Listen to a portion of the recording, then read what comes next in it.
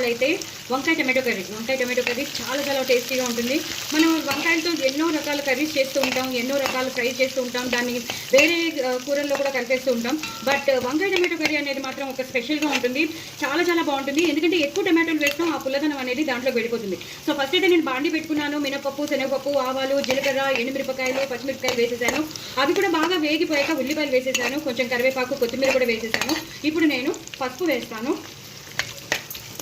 పసుపు వేసేసి ఇలాగా నేను ఫ్రై చేసేస్తాను, సో దట్ పసుపు అనేది బాగా ఉంటుంది. అలాగే అల్లం వెల్లుల్లి పేస్ట్ కూడా వేసేస్తాను. ఇది మా ఇంట్లో అల్లం వెల్లుల్లి పేస్ట్ కాబట్టి 1/2 స్పూన్ సరిపోతుంది. మంచి పండిన్ స్మెల్ వస్తుంది, మంచి ఫ్లేవర్ వచ్చేస్తుంది కూరకి. సో ఇంకా వేరే మసాలాతో కూడా పని లేదండి మనకి.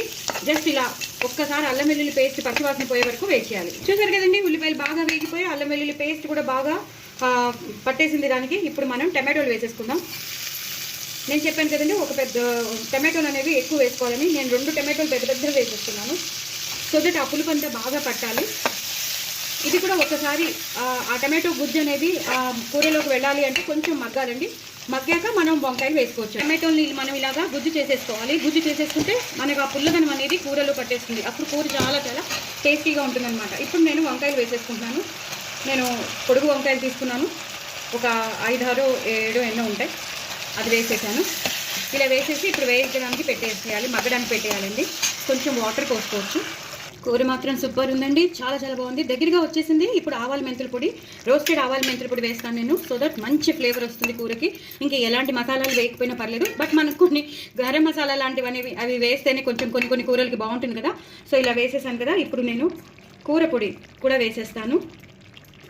ఇది చేసి పెట్టుకోండి, రీసెంట్గానే నేను చేసి పంపించాను, షేర్ చేశాను, తప్పకుండా చూసి పెట్టుకోండి. చేసి పెట్టేసుకుంటే మనకి ఎన్ని కూరలైనా చేసేసుకోవచ్చు. అలాగే తగినంత ఉప్పు వేస్తాను, ఎక్కువ కాదు, కొంచెమే ఉప్పు వేస్తాను. మాకు తగినంతగా వేస్తాను, మీకు రుచికి తగినంత మీరు వేసుకోండి. అలాగే కారం కూడా వేస్తాను. మనం పచ్చిమిరపకాయలు వేసాం కాబట్టి చూసుకుని కారం వేసుకోండి. ఇదంతా ఇలా ఒకసారి కలిపేసుకోవాలి. ఇప్పుడు సిమ్లో పెట్టేసుకుని 1 నిమిషం ఇలా వదిలేయాలండి.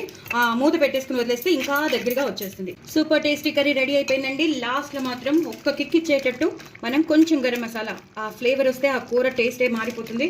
సో కొంచెం గరం మసాలా వేసాను. వేసేసి లాస్ట్లో కొత్తిమీర, కరివేపాకుతో గార్నిష్ చేసేసుకోండి. ఎంతో టేస్టీ అయిన వంకాయ టమాటో కర్రీ మీరు ఒకసారి చేసి చూడండి, ఎంతో బాగుంటుంది. ఆ టెక్స్చర్ మీకు తెలిసిపోతుంది కదా, ఇలాగే ఉండాలి. నేను చెప్పినవన్నీ వేసుకుని చేసుకోండి, సూపర్ ఉంటుంది. నేను కూర పొడి కూడా రీసెంట్గా పంపించాను కాబట్టి అది వేసి ఇలాగా ఆవాల మెంతులు పొడి అన్నీ వేసి మీరు చేసుకోండి. ఇలాగే డిటో చేసుకోండి, అదిరిపోతుంది. చపాతీలో బాగుంటుంది, రోటీలో బాగుంటుంది, పుల్కాలో బాగుంటుంది. ఇంకా మెయిన్ కోర్స్కి అయితే చెప్పొద్దు. మరి చేసుకుంటారు కదా, ఎంజాయ్ చేయండి. నా ఛానల్ మాత్రం సబ్స్క్రైబ్ చేసుకోవడం అసలు మర్చిపోద్దు. బాయ్ అండి.